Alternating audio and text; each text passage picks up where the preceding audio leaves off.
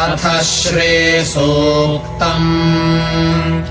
ॐ हिरण्यवर्णाम् हरिणीम् सुवर्णरजतस्रजाम् चन्द्राम् हिरण्मयीम् लक्ष्मीम् जातवेदो महावः ताम् महावः जातवेदो लक्ष्मीमनपगामिनीम् यस्याम् हिरण्यम् विन्देयङ्गामश्वम् पुरुषादहम् अश्वपूर्वाम् रथमध्याम् हस्तिनादप्रबोधिनीम् श्रियम् देवीमुपह्वये श्रीर्मा देवीर्जुषता।